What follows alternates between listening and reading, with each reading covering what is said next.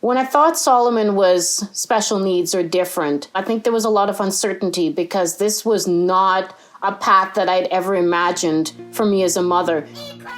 To be a mother to a special needs child, and I wasn't actually sure if I could handle it. I didn't know if I could handle it.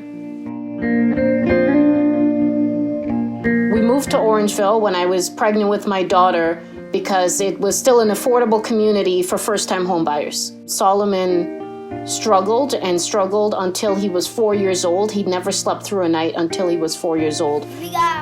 Autism's what they call an invisible disability. I mean, it's no different than, say love. You can't touch love, you can't see love, but you see it when it's in a person. She has to do everything better than everybody else.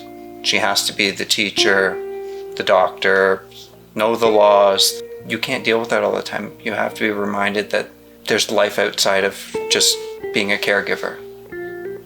I delayed Solomon's diagnosis because I think I had trouble coming to terms with how other people I know from the Caribbean have been treated when they are different or diagnosed as disabled. Nobody hears from them.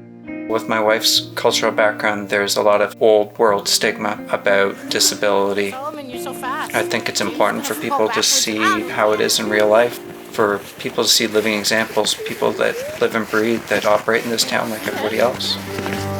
Vivian was anxious in that they were looking for a location where Solomon would be welcome. They felt like there was a stigma in the community around accepting a child like Solomon.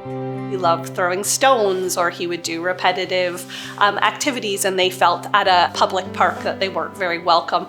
Where we like to meet the family where they are, and we like to hear what the child's interests are and encourage those, as well as encourage growth. And as soon as the family was able to see how supportive we were here and how welcomed he was, but also that we had ways to kind of push him out of just doing some of those repetitive behaviors to try other things, we saw an amazing growth in the family. 1, 2, 3, 4, 5, 8. Which one is the biggest one? We use the animals and the land for the therapeutic purposes. So instead of having a child work with a therapist in an office, across the desk, we're out in the garden getting our hands dirty and our feet dirty. And the whole premise and idea of our programming is to get kids back to nature. I think with Orangeville, what's different as far as a small town is that, there are less of us, but we care more. I think people know that we have less, so it has to matter more. Although nature is wonderful for the young ones, the program really focuses on the parents because they can connect with each other, know that their child is going to be safe and comfortable and having fun, and they can go do their groceries, or they can have their 1 hour to themselves, which is extremely rare in the families that we work with.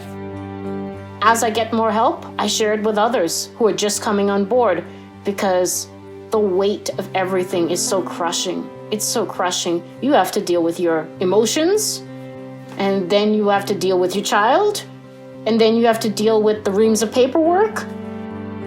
I don't know if we think about it as sacrifice. I mean, kids with autism are different. They're still kids, He's a very happy boy. There's never a time where he's not smiling and wanting to be involved. Amazing. I have to say, in terms of a caregiver, the biggest support that I've gotten is from other caregivers. Mothers who have children who are older, who can speak to their experiences and give me an idea of what there is to look forward to, the good and the bad, because you really need to be prepared. This story that I'm telling, it is my story. But in a way, it's every caregiver's story.